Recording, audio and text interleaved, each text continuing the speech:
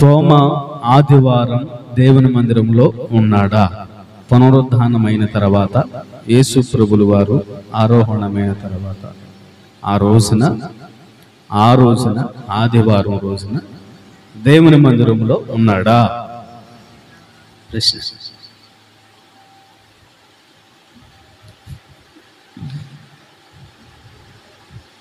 చెప్పండి. యోహాను సువార్త 20వ అధ్యాయము 24 నుండి కొన్ని మాటలు మనం ధ్యానం చేద్దాం. 24 నుండి 29 వరకు చదువుదాం. ఇప్పుడు చెప్పండి, తోమ దేవుని మందిరంలో ఉన్నాడా? చూడండి, ఈ రోజున చాలా మంది కూడా దేవుని మందిరాన్ని ఎగ్గొట్టేవారు ఎంతమంది లేరు. దేవుని మందిరాన్ని దేవుని మందిరాన్ని మానేసి ఏమండి వారి పనుల్లో నిమగ్నమైపోయి వారి సొంత పనులను ఏమండి చూచుకునేవారు ఎంతమంది లేరు. దేవుని మందిరాన్ని విడిచిపెట్టి దేవునికి దూరమైనటువంటి వారు ఎంతమంది లేరు, ఉన్నారు. అందుకనే వారిని గురించి ఈ మాటలు ఎంతో స్పష్టముగా వ్రాయబడి ఉంటుంది. దేవుని యొక్క వాక్యానుసారమైన జీవితాన్ని మనం జీవించేటువంటి వారమై ఉండాలి. యేసుక్రీస్తు ప్రభుల వారు అంటున్నాడు, దేవుని యొక్క సన్నిధిలో ప్రియ దేవుని బిడ్డలారా, ఇక్కడ వ్రాయబడిన మాటను మనం పరిశీలన చేస్తే శిష్యులందరూ కూడా ఆయనతో ఉంటే ఈయన ఒక్కడే ఎక్కడ ఉన్నాడు? వారితో లేడు, వారి దగ్గర లేడు. ఎక్కడికి వెళ్ళిపోయాడు? దేవుని మందిరాన్ని విడిచి దూరంగా వెళ్ళిపోయాడు. మళ్ళీ అంటాడు, యేసు ప్రభుల వారిని మేము చూసాము,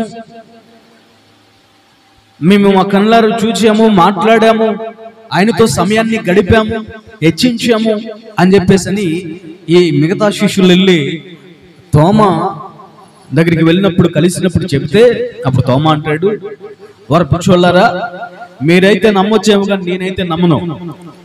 నేను ఆయనకి మేకులు కొట్టారు కదా చేతులకి, అయితే ఖచ్చితంగా బెజ్జాలు పడ్డాయి. ఆ రోజున బెజ్జాలు పడినాయి. దింపినప్పుడు సమాధి చేసినప్పుడు చేతుల బెజ్జాలు పడ్డాయి. ఆ బెజ్జాలు నేను చూస్తేనే, మళ్ళీ ఆ బెజ్జంలో ఏలు పెట్టి చూస్తేనే గాని నేను నమ్మను. ప్రక్కలో పొడిచారు, డొక్కల్లో బెజ్జం పడింది, అక్కడ కూడా నేను ఏలు పెట్టి చూస్తేనే కానీ నేను నమ్మను అని తోమ చూటిగా చెప్పేసరికి ఈ మాట ఎవరికి వినపడింది? దేవునికి వినపడింది, యేసు ప్రభుల వారికి వినపడింది.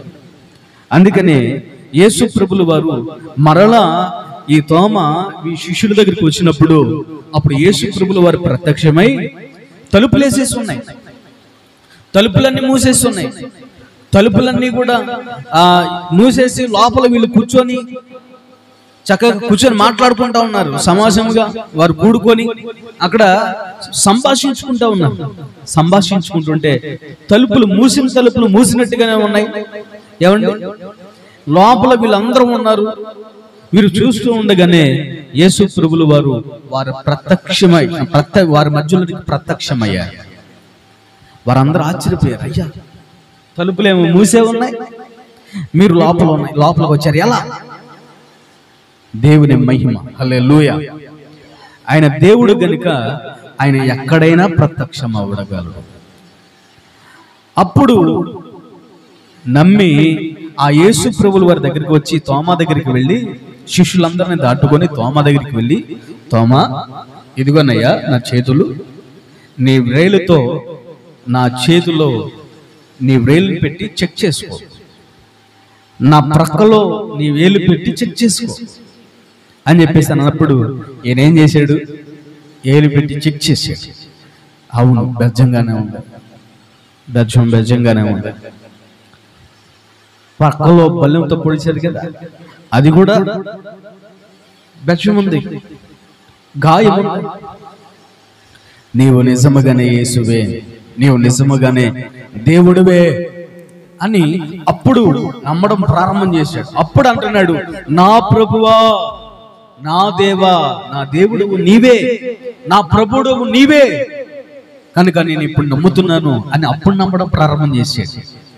అప్పుడు యేసు ప్రభువులు వారు అంటారు, పిచ్చోడా, నీవైతే చూసి నమ్మావు, చూడక నమ్మిన వారు ధన్యులు. ప్రభు సన్నిధిలో ఏం కోల్పోయాడో కొన్ని విషయాలు మనం చూద్దాం. ఏం కోల్పోయాడు? యోహాను సువార్త 20వ అధ్యాయము 20వ వచనం 21వ వచనం 2 వచనాలు చదువుతారు. యేసు ప్రభువులు వారు మరలా మీకు సమాధానం కలుగునుగాక. ఆయన వచ్చిన ప్రతిసారి కూడా ఆయన చెప్తున్న మాట ఏంటంటే, మీకు సమాధానం కలుగునుగాక, మీకు సమాధానం కలుగునుగాక. అంటే వారిలో ఏం లేదు? సమాధానం లేదు, సఖ్యత లేదు, అలజడితో ఉన్నారు, వేదనతో ఉన్నారు, బాధతో ఉన్నారు, ఏదో ఆందోళనలో ఉన్నారు, ఏదో తెలియనిటువంటి ఆ యొక్క భయాందోళన చేత వారు బాధపడతా ఉన్నారు. ఏదో ఒక రకమైన గుండెల్లో ఒక భయము మొదలుకొని ఉంది. వారికి తెలియకుండానే వారు ఒక విధమైనటువంటి ఆందోళనలోనికి వెళ్ళిపోయేసరికి అందుకనే వారు కూడుకున్న ప్రతిసారి ఏం చేస్తా ఉన్నారంటే తలుపులు వేసుకుంటున్నారు. ఎవరికి కనపడకుండా రహస్యంగా, సీక్రెట్గా వీరు కలుసుకుంటూ ఉన్నారు. అందుకనే వీరి మధ్యలోనికి వచ్చి పలుమార్లు యేసు ప్రభువులు వారు వీరి దగ్గరికి వచ్చి ఆయన చెప్తున్న మాట ఏంటనంటే, మీకు సమాధానం కలుగునగాక, మీకు సమాధానం కలుగునగాక, మీరు ధైర్యం తెచ్చుకోండి, మీరు నిబ్బరమ కలిగి ఉండండి అని పలుమార్లు దేవుడు వారిని ధైర్యపరిచినట్లుగా మనం చూస్తూ ఉన్నాం. వారిని బలపరిచినట్లుగా మనం చూస్తూ ఉన్నాం. వారిని దేవుని సన్నిధిలో బలమైనటువంటి వారిగా తీర్చేటువంటి విధానాన్ని మనం చూస్తాం. అందుకని వీరు ఎక్కడ మరలా వెనక్కి తిరుగుతారేమోనని దేవుడు ఏం చేశారంటే, ఆయన ఆరోహణమయ్యే రోజు వరకు ఆయన వారితోనే ఉన్నారు. కనుక ప్రియ దేవుని బిడ్డలారా, యేసు ప్రభువులు వారు ఆరోహణమయ్యేటప్పటికీ వీరిని పరిపూర్ణమైనటువంటి విశ్వాసములోనికి వీరిని నడిపించిన విధానాన్ని మనం చూస్తాం. ఏం చేస్తా ఉన్నాడంటే, అప్పుడు యేసు మరలా మీకు సమాధానము కలుగునుగాక, తండ్రి నన్ను పంపిన ప్రకారము నేనును కూడా మిమ్మల్ని పంపుతున్నాను అని అన్నాడు. అంటే ఈ రోజున మనమందరం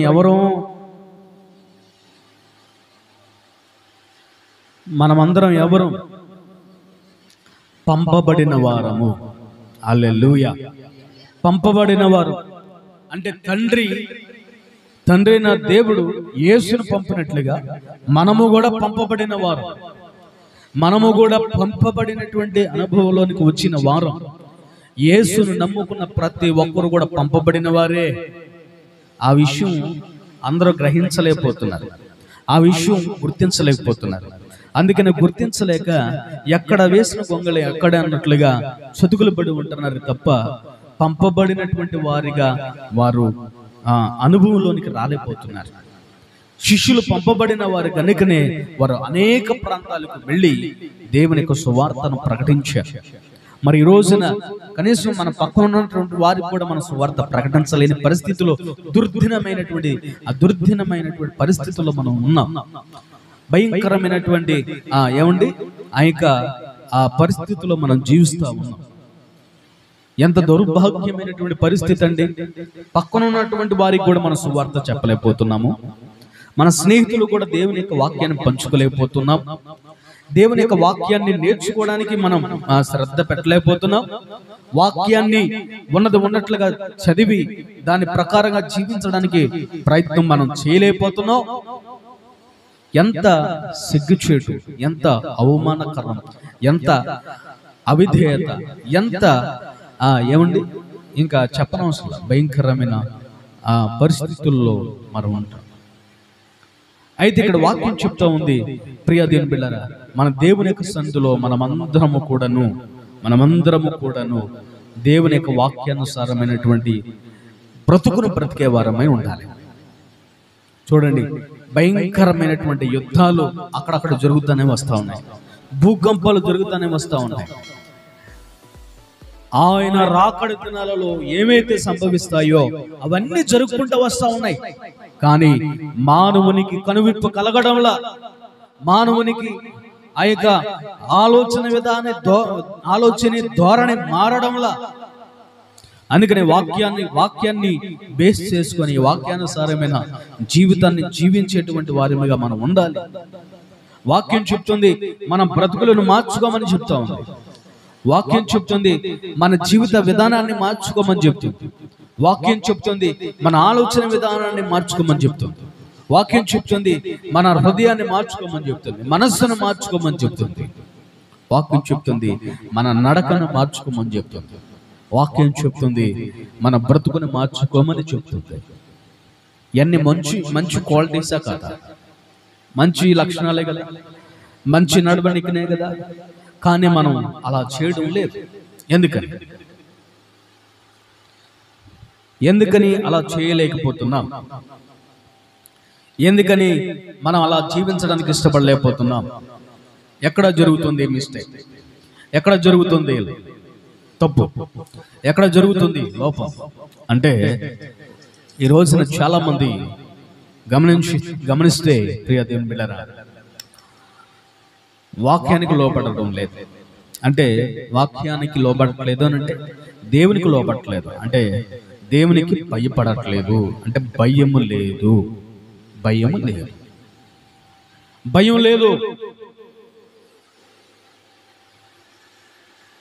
భయం లేదు మనిషికి. ఈ రోజు ప్రతి ఒక్కరికి భయము కలిగినటువంటి వారమై ఉండాలి. మనుషులకి భయపడతావు,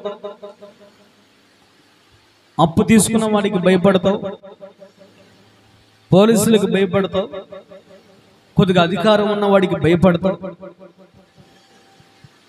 కొద్దిగా గట్టిగా మాట్లాడేవాడికి భయపడతావు, కుటుంబ సభ్యులకి భయపడతావు, బయట ఉన్న వారికి భయపడతావు, వీళ్ళందరికీ భయపడతావు. కానీ దేవునికి మాత్రము భయపడటం లేదు. ఎందుకు? దేవుడు నా దగ్గర లేడు కదా అనా?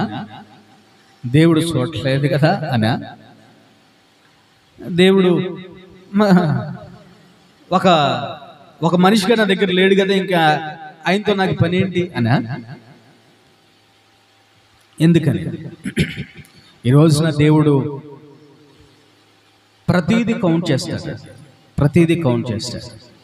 మనం మరణించిన తర్వాత ఇక పరిస్థితులు ఎలా ఉంటాయో వాక్యం స్పష్టంగా చెప్తాం.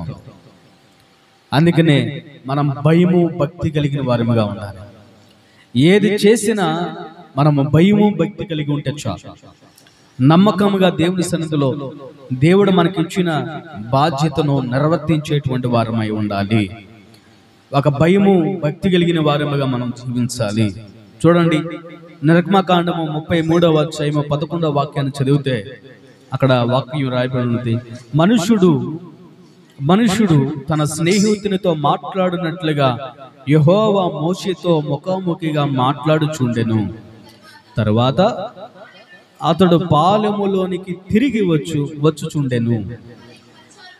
అతని పరిచారకుడును నూను కుమారుడైన యెహోషువను అను యవనస్తుడు గుడారములో నుండి వెలుపులకు రాలేదు. చూసారండి, ఇక్కడ మోషే దేవునికి భయపడ్డాడు, భయము కలిగి ఉన్నాడు. అంత మాత్రమే కాదు, భక్తిని కూడా కలిగి ఉన్నాడు. భయము భక్తి కలిగి ఉన్నాడు మోషే. అందుకని దేవుడు అతనికి ప్రత్యక్షమై ఎలా ఉన్నాడంట, మనుషుడు తన స్నేహితుడితో మాట్లాడునట్లుగా. ఎంత చక్కగా రాసి, మనుషుడు తన స్నేహితునితో మాట్లాడినట్లుగా. ఈ రోజున మనము మన స్నేహితులతో ఎంత ఫ్రీగా మాట్లాడతాం, మన రహస్యాలన్నీ చెప్పేస్తాం. ఏమండి, మనం కొద్దిగా నమ్మితే మన రహస్యాలు అన్నీ చెప్పేస్తాం. ఇదిగో ఎవరికి చెప్పకే నేను ఒక సీక్రెట్ చెప్తా అని రహస్యాలన్నీ నువ్వేం చేసావు? నువ్వు పాపిష్టి పనులు చేసే ప్రతి పాపిష్టి పనిని ఏం చేస్తావు? తీసుకెళ్ళి నీ దోస్తులకు చెప్తావు. నువ్వు చేసే ప్రతి పనికిమాలిన పని అంతా కూడా తీసుకెళ్ళి ఎవరో చెప్తావు? నీ ఫ్రెండ్స్కి చెప్తావు. ఎవడో చూస్తాడు, ఎవడో మాట్లాడుతున్నాడు, అన్నీ తీసుకెళ్ళి ఎవరికి చెప్తావు? నీ ఫ్రెండ్స్కి చెప్తావు. అవసరమా ఇలాంటి దిక్కుమాలినటువంటి లోక అంధకార క్రియలు, అంధకార బ్రతుకు, అంధకారమైన జీవితం అవసరమా నీకు?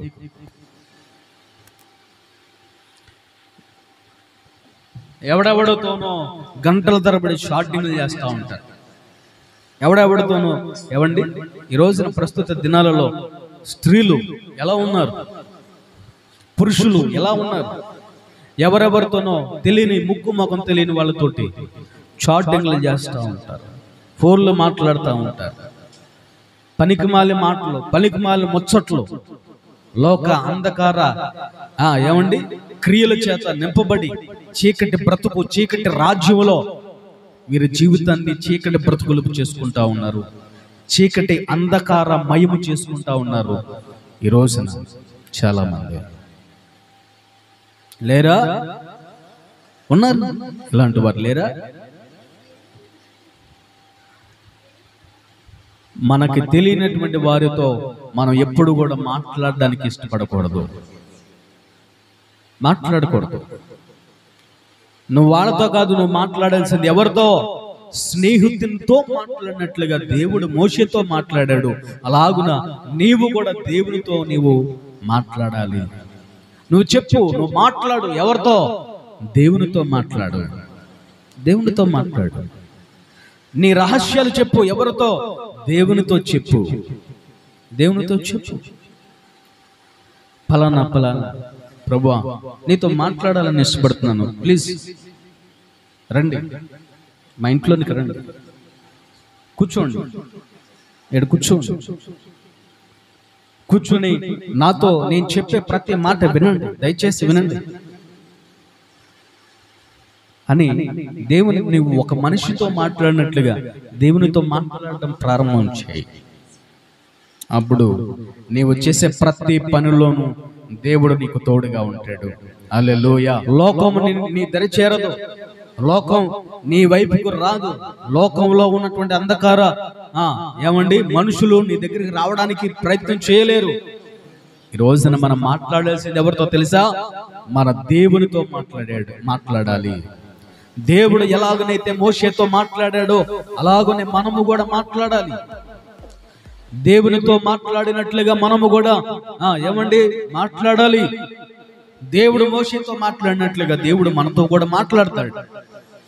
ఆయన మాట్లాడడానికి రెడీగా ఉన్నాడు, మనం మాట్లాడడానికి రెడీగా ఉన్నామా? ఇది పాయింట్. హల్లెలూయా. ఆయన మాట్లాడతాడు, ఎవరితోనైనా మాట్లాడతాడు. మోషేతో మాట్లాడాడు, అబ్రహాముతో మాట్లాడాడు, దావీదుతో మాట్లాడాడు, ఇలా ఎలీషాతో మాట్లాడాడు, ఏమండి యెహోషువతో మాట్లాడాడు, అందరితో మాట్లాడాడు. మరి ఈ రోజున నీతో మాట్లాడుతున్నాడా దేవుడు? మాట్లాడుతున్నాడా? ఎస్, మాట్లాడుతున్నాడు. ఎలా మాట్లాడుతున్నాడు? వాక్యం ద్వారా మాట్లాడుతున్నాడు. మరి ముఖాముఖిగా మాట్లాడుతున్నాడా? వాక్యం ద్వారా ప్రతిరోజు మాట్లాడతాడు. ఎట్ ద సేమ్ టైం మనం ముఖాముఖిగా కూడా మాట్లాడాలి.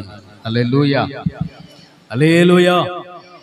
మనం ముఖాముఖిగా దేవునితో మాట్లాడే వారమై ఉండాలి, ఆయనతో సంభాషించే వారమై ఉండాలి, ఆయనతో ముచ్చడించే వారమై ఉండాలి. అప్పుడు దేవుని యొక్క సన్నిధిలో విశ్వాసిగా పిలువబడుతున్న మనకి ఒక గుర్తింపు అనేది ఉంటుంది.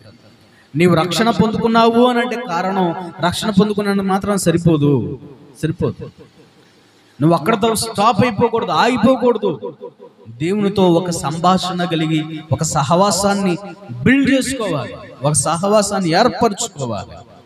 ఆశీర్వాదం అని అంటే లోకానుసారమైన ఎప్పుడు ఆశీర్వాదాల వైపే కాదు, అది కాదు, దానికోసం కాదు దేవుడు పిలిచింది, దానికోసం కాదు యేసు రక్షణలోనికి నేను నడిపించింది.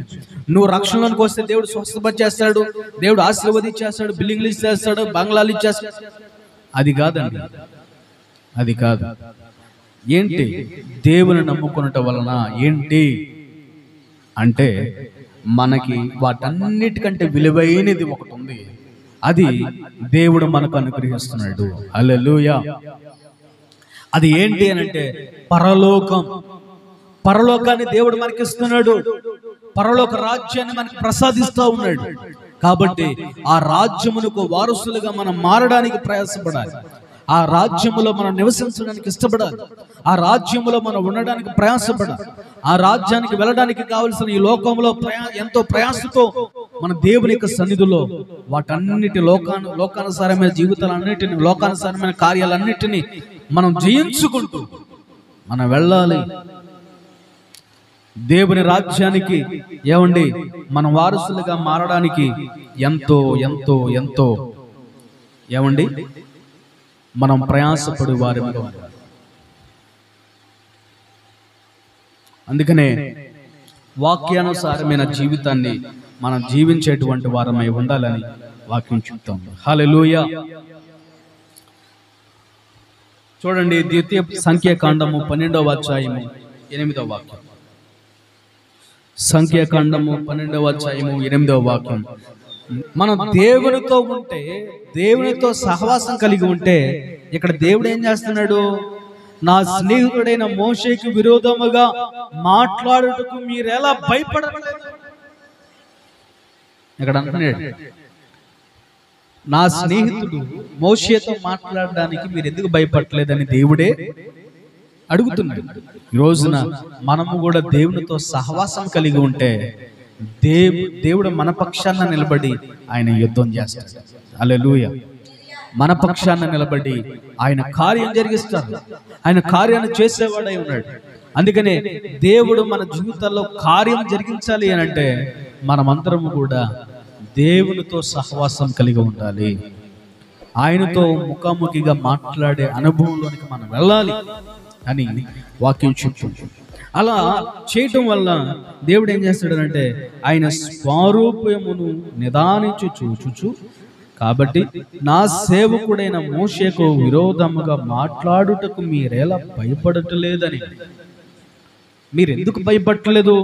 నా మోషేతో మీరు ఎందుకు మాట్లాడటానికి భయపడట్లేదు? ఎందుకు భయపడట్లా? భయపడాలి, భయపడాలి అంటే భయపడాలి. భయపడకపోతే భయపెట్టేస్తా, భయపడేలాగా నేను చేస్తా అని అంటున్నాడు దేవుడు. చేస్తాడు, అలా చేస్తా. అందుకనే మనము భయపడనవసరం లేదు, మనం దిగులు పడనవసరం లేదు, మనం చింతించిన అవసరం లేదు. ఎందుకంటే మనకి ఎదుట మనల్ని భయపెట్టే వాళ్ళని బయలుదేరితే దేవుడు వాళ్ళని భయపెట్టి వాళ్ళని నామరూపం లేకుండా చేస్తారు. హల్లెలూయా. ద్వితీయోపదేశకాండం 34వ అధ్యాయము 12వ వాక్యం. మోషే వంటి నాయకుడు మరలా పుట్టలేదు, మరలా పుట్టలేదు. అంతటి వీరుడు మరలా పుట్టలేదు. అంటే సిగ్గుపడాలి, ఆ మాటకి సిగ్గుపడాలి. పుట్టలేదు. ఎందుకు ఆ మాట అన్నాడు అంటే ఎవరు కూడా అంతటి సహవాసం కలిగి జీవించిన వారు లేరు అక్కడ. అది అర్థం. అంతటి ప్రార్థన పరులు లేరు అని అర్థం. అంతటి సహవాసం కలిగిన వారు లేరని అర్థం. అంతటి దేవునితో కలిసి నడిచే అనుభవంలోనికి వెళ్ళాలి అన్న ఆలోచన కలిగే వారు లేరని అర్థం. పుట్టలేదంటే ఏంటి అర్థం? అంతటి మహావీరుడు పుట్టలేదని అంటే సిగ్గుపడాలి. అంటే నేను చేసే ప్రార్థన ప్రార్థన కాదు, నేను చేసే భక్తి భక్తి కాదు, ఇంకా చేయాలి, ఇంకా ఉంది. అది రావాలి మన మైండ్లో. హల్లెలూయా. అంతేగాని ఏదో అడప తడప అరకొర భక్తిని చూసి నా అంతటోళ్ళు లేరు అని భుజాలు తడుముకోవడం కాదు, సంకలు ఎగరేసుకోవడం కాదు, జబ్బలు ఎగరేసుకోవడం కాదు, తల ఎగరేసుకోవడం కాదు.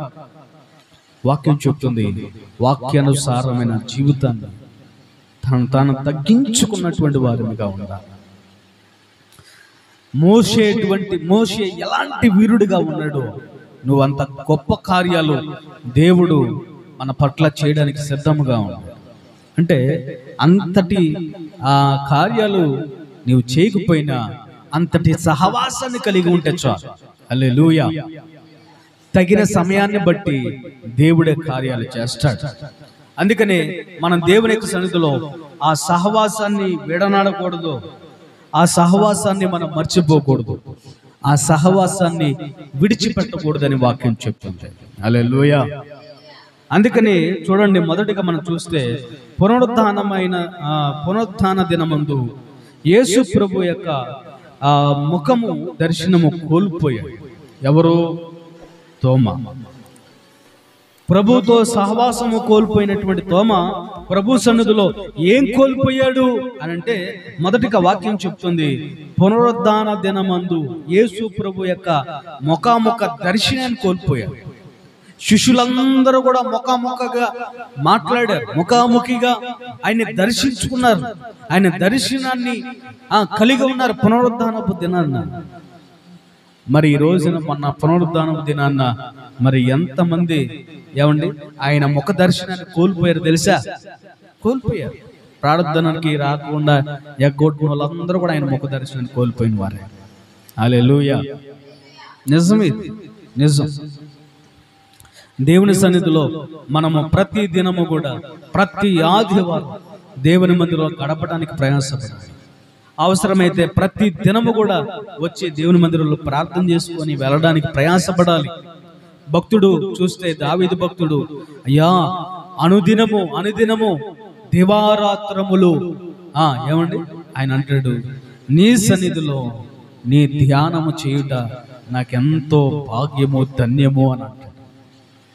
మనమందరము కూడా ఏమండి ఆయన సన్నిధిలో ఉండే భాగ్యాన్ని కలిగిన వారు మనం. కోరాహు కుమారులైతే ఆయన సన్నిధికి ఎప్పుడు వెళ్ళాలి ఎప్పుడు తెల్లారిపోతుంది, ఎప్పుడు వెళ్ళాలి అని ఆశ కలిగి ఉన్నారు. ఏం కలిగి ఉన్నారు? దుప్పి ఎలాగునైతే నీటి వాగుల కొరకు ఆశ కలిగి ఉంటుందో అలాగున నీటి కొరకు ఆశ కలిగి ఉన్నవారు. నీటి కొరకు దుప్పి ఆశ కలిగినట్లుగా దేవుని సన్నిధి కోసం ఆశ కలిగి ఉన్నారు. దేవుని వాక్యం కొరకు ఆశ కలిగి ఉన్నారు. దేవుని సన్నిధిలో ఉండాలని ఆశ కలిగి ఉన్నారు. మరి ఈ రోజున నీకేది ఆశ? నీకేది ఆ తృప్తి? నీకేది ఆ నిరీక్షణ? ఏది అటువంటి ఆశ? ఎక్కడికి వెళ్ళిపోయింది అనేది ఒక్కసారి నీవు పరిశీలన చేసుకోవాలి. హల్లెలూయా. కనుక ఈ రోజున తోమా ఆయన ముఖ దర్శనాన్ని కోల్పోయాడు. ఈ రోజున ఆయన ముఖ దర్శనాన్ని నీవు కూడా కోల్పోకూడదని దేవుడు మాట్లాడుతున్నాడు. ప్రభు ప్రత్యక్షమైనటువంటి ఆ యొక్క సమాధానం అనే దీవెన పోగొట్టుకున్నాడు. రెండవదిగా యోహాను సువార్త 20వ అధ్యాయం 19వ వాక్యాన్ని చదివితే 20:19 ప్రభు ప్రత్యక్షమైనటువంటి ఆ యొక్క సమాధానం అనే దీవెన పోగొట్టుకున్నాడు. శిష్యులందరూ కూడా భయపడిపోయి తలుపులు వేసుకుంటే వారి మధ్యలోనికి యేసు ప్రభులు వారు ప్రత్యక్షమై వారితో ముఖాముఖిగా దర్శించి వారికి ఆ దర్శనం అనే దీవెన వారికి ఇచ్చేసారు. ఆ దీవెన ఎవరు పోగొట్టుకున్నాడు? తోమా పోగొట్టుకున్నాడు. ఈ రోజున ఆయన సన్నిధిలో దేవుని యొక్క ముఖమును దర్శనం చేసుకునేటువంటి ఆ ముఖ దర్శనాన్ని ఈ రోజున చాలా మంది పోగొట్టుకుంటున్నారు. ఒకటి, దావీదు కోరాహు కుమారులు దేవుని సన్నిధికి వెళ్ళాలని ఎందుకు ఆశ కలిగి ఉన్నారు తెలుసా? ఆయన సన్నిధికి వెళితే ఆయన ముఖ దర్శనం చేసుకోవచ్చు అనే ఆశతో వచ్చింది. అందుకు ఆయన సన్నిధిలో ఉండడానికి కష్టపడేవారు. ఎందుకంటే దేవుని సన్నిధి ఉంటది.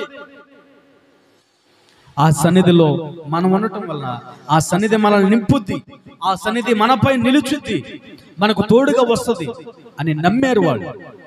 అందుకని వారి జీవితంలో ఆ సన్నిధిని పొందుకున్నారు, వారు ఆశీర్వాదాన్ని పొందుకున్నారు. మరి నీకెందుకు కలగట్లేదు ఆ దేవుని ఆశీర్వాదం అని అంటే, నీకు ఆ తృష్ణ లేదు, ఆ భయం లేదు, ఆ భక్తి లేదు, కాబట్టి నీకు కలగట్లేదు. అందుకనే దేవుడు అంటున్నాడు, ఆయన సన్నిధికి వెళ్ళవాలన్న నిరీక్షణ కలిగిన వారమై, తృష్ణ కలిగిన వారమై మనం ఉండాలని వాక్యం చెప్తుంది. కనుక ప్రియ దేవుని బిడ్డలారా, ఆయన ముఖ దర్శనమును చేసుకోవాలనని మనం తహతలాడాలి, ఆతృత పడాలి. అంతటి ఆతృతను మనం కనపరచు వారిగా ముందుముగాక.